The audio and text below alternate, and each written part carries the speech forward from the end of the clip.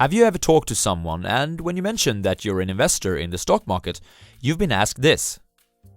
Aren't there plenty of professionals out there who dedicate their lives to earning money in the stock market? What makes you think that you can beat those guys at their own game? I know I've been asked this on multiple occasions. And it's an important topic. Can the amateur investor earn money while there are so-called professionals in the same market? Could it even be so that the individual investor has the upper hand? In One Up on Wall Street, the legendary investor Peter Lynch reveals how his amateur approach to investing has led him to become one of the most successful investors of all time. I will now present 5 of his greatest findings. Takeaway number 1. Why the individual investor can beat the pros.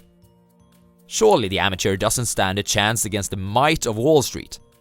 Doesn't Wall Street have a ton of analysts from the fanciest Ivy League schools working 80 hours every week to find bargain stocks? Surely there can't be any left for the amateurs, right? According to Peter Lynch, this assumption is dead wrong. In fact, the professional investor has many disadvantages compared to the amateur. Here are a few of them. Size. A successful money manager will naturally attract a lot of capital. And more capital means less opportunities. For instance, a $10 billion fund cannot invest in a company with a market cap of $10 million and expect the investment to have a meaningful impact on the fund's overall performance. Mediocrity is the safest play. There's a saying on Wall Street that you'll never lose your job losing your client's money in an IBM. Meaning that if you're just another sheep in the herd, you'll get to keep your job.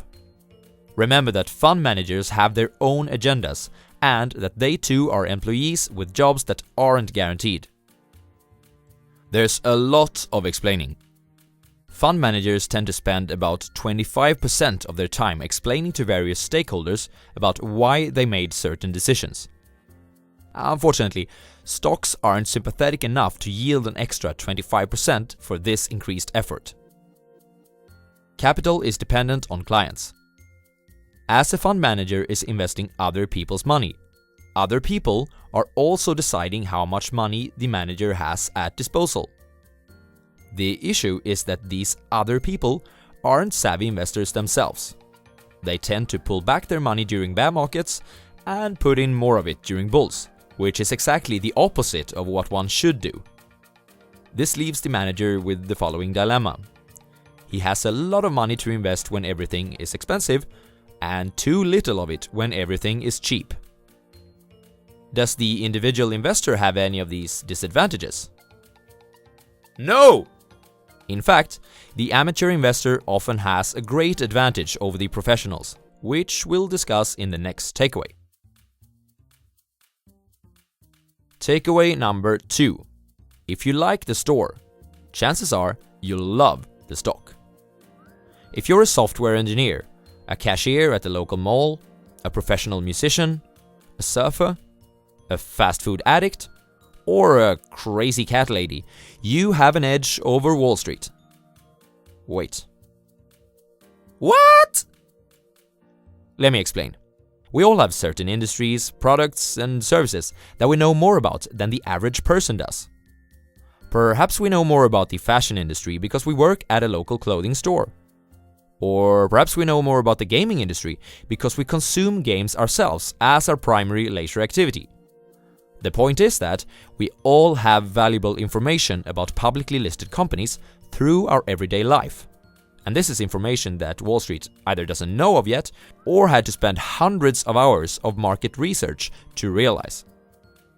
Peter Lynch famously said that if you like the store, chances are that you'll love the stock. Think about it. Which products do you enjoy and use from publicly listed companies? Here's a list of some of mine. Spotify. An awesome Swedish music streaming service, which I use for 1 to 2 hours a day. I love to use it when I work out.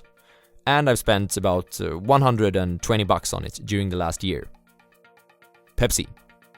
This summer, the new flavor Pepsi Lime was released in Sweden, and I've been a complete addict of it lately.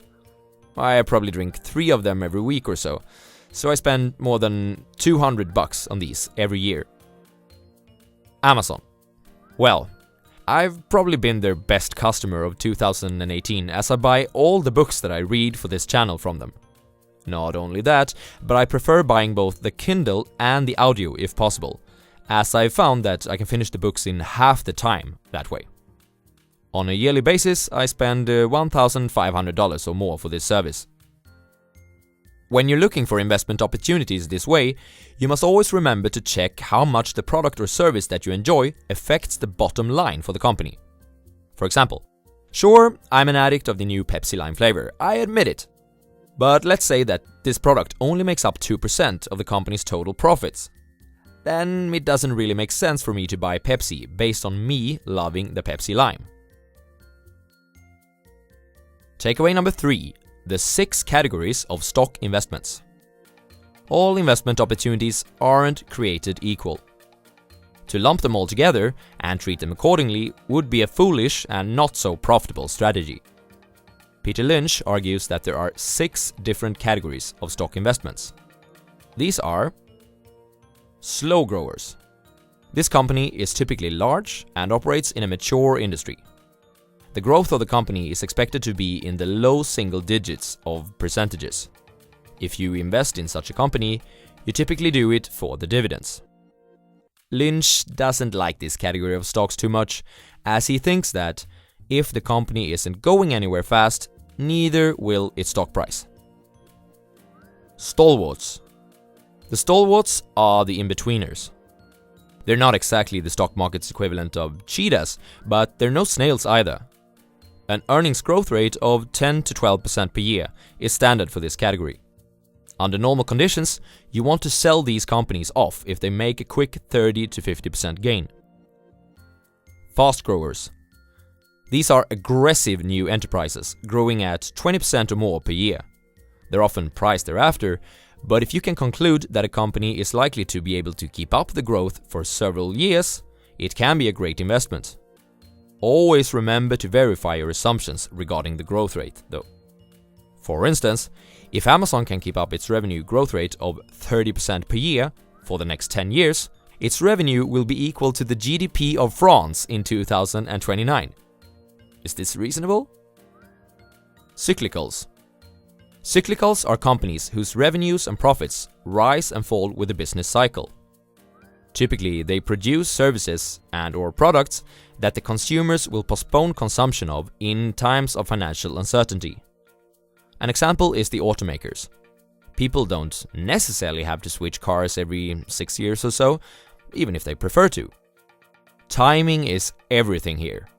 If you can identify early signs of a booming or busting cycle, you'll have the advantage. Turnarounds. The turnarounds are potential fatalities, companies with declining earnings and/or problematic balance sheets. If the company doesn't go down and instead manages to flourish once again, stock owners are rewarded thereafter. An interesting characteristic about the turnarounds is that their ups and downs aren't as related to the market in general as the rest of the categories. A situation where a company has gotten a temporary bad reputation is usually a profitable turnaround case. Asset plays. Situations where the value of the company indicates that the market has missed out on something valuable that the company owns are asset plays. Such undervalued assets could be real estate, patents, natural resources, subscribers, or even company losses, as these are deductible from future earnings. Benjamin Graham was a strong advocate of this approach. He famously looked for companies where the value of the assets were higher than the market cap of the stock. And he just waited until the stock market realized its mistake and corrected it. The 6 categories are explained in much greater detail in the book. When using these categories, one must understand that companies can belong to more than one of them at once. Also, companies don't stay in the same category forever. Take McDonald's, for example. It's gone from being a fast grower, to a stalwart, to an asset play, to a slow grower. Takeaway number 4.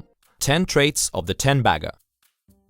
A Tenbagger is the expression that Peter Lynch uses to describe a stock which has appreciated to 10 times your purchasing price. If you have a few of these during your investing lifetime, you'll become a legend. Different types of stocks must be treated differently, as stated in the previous takeaway. But there are also similarities. Here are 10 positive signs for a stock, regardless if it's an asset play or a fast grower. 1. The company name is dull, or even better, ridiculous. Such companies tend to be overlooked. The pros of Wall Street will think twice before bragging about their recent investment in Maui Land and Pineapple Company Incorporated. It just sounds way too ridiculous. 2. It does something dull. 3. It does something disagreeable. Better yet than doing something dull is to do something disagreeable. Swedish Match is a good example, which is a producer of the Swedish tobacco snus. 4. Institutions don't own it, and it's not followed by any analysts. Such companies haven't been discovered yet by the big boys, which gives it an extra potential upside. 5. There's something depressing about it. The burial company Service Corporation International is a classic example. 6. The company's industry isn't growing. In the high-growth industries, thousands of people are constantly thinking about how they can grab a part of the market share. Stalling industries, on the other hand, aren't as prone to competition. 7. It's got a niche. These are the companies with moats that Warren Buffett is famously looking for. 8. It has recurring revenues. The product is a subscription or something that is consumed so that the customers are forced to return for more. 9. Insiders are buying. The insiders know more about the company than anyone else. When they are buying, you can be pretty sure that, at the very least, the company isn't going bankrupt soon. 10. The company is buying back shares. If a company has faith in itself, it should invest in itself. Peter Lynch prefers share buybacks for dividends. Takeaway number 5. 5 traits of the reversed Tenbagger. And of course, there are also general don'ts that you don't want to see in any type of company that you are investing in. 1. It's in a hot industry. As previously mentioned, everyone is looking for ways to get into the hot industries. Competition is typically a bad omen for profits. 2. It's the next something. Beware when someone expresses that it's the next Amazon, the next Facebook, the next Google, or similar. Usually, it's not. 3. The company is diversifying. Some call it diversification, but Lynch likes to refer to it as diversification. If the company is acquiring other companies in unrelated industries, stay away. 4. It's dependent on a single customer. Some companies are relying on one customer for a significant share of profits. Usually, this is a weak bargaining position to be in, and the company can potentially be squeezed by this only customer.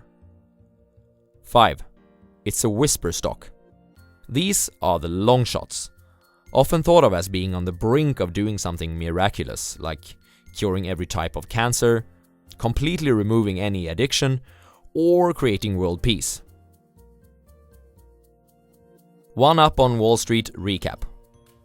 The individual investor can beat the pros at their own game, because the game is rigged in the favor of the amateur. Use your consumption habits and your 9-to-5 to identify investing opportunities in companies where you have an edge over the rest of the investing community. All investment opportunities aren't created equal. You can usually categorize them into one or more of the following 6: slow growers, stalwarts, fast growers, cyclicals, turnarounds, and/or asset plays. There are general positive traits of a stock, such as a dull business, recurring revenues, and insider buying. And there are also general negative traits, such as diversification and dependency on a single customer. Cheers!